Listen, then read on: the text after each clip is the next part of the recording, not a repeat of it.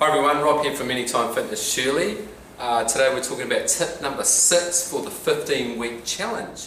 Hope your 15-week challenge is going well. Today we're going to talk about 3 tips with nutrition. Now, nutrition can be an often very confusing subject, so I'm going to keep it very simple today. So 3 things that if you do consistently on a consistent basis will help you with your nutrition, with your energy, with your weight loss, whatever your goals are with your particular training. So the first thing we're going to talk about is metabolic typing. Now, metabolic typing determines the ratio of carbs, proteins and fats that are appropriate for you.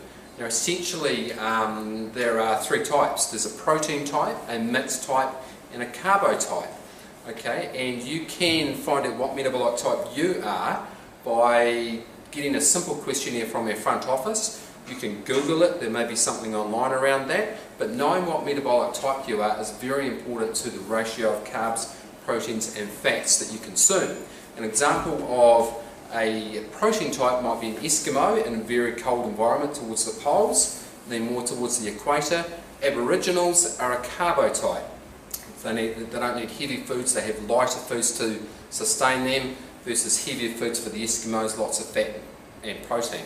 Okay, so that's an extreme example. But knowing what metabolic type you are is important to get the most out of your training and the most energy for you, the most weight loss for you. The second thing we're going to talk about is timing of food intake. Now, generally as a rule, that you want to have more food in the AM and the early PM. That is when your cortisol levels are highest. This is a hormone that helps convert blood sugar into energy. And you want to make sure that you don't have as much as you get later in the day. The body starts to wind down, and so you want to avoid having too much for your evening meal. So more in the morning and at lunch, and as the day goes on, less, and then a smaller evening meal will make quite a big difference. So timing the food intake is very important. The last thing we're going to talk about today is blood sugar stability.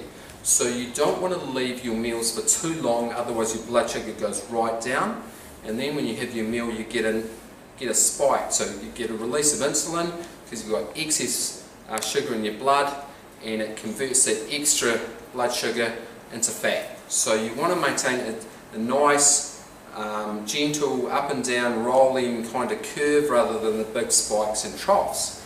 So eating on a consistent basis, having your right mixture of proteins, carbs and fats will help you do that. So 3 tips for nutrition. Look forward to coming back with you with tip number 7 coming soon.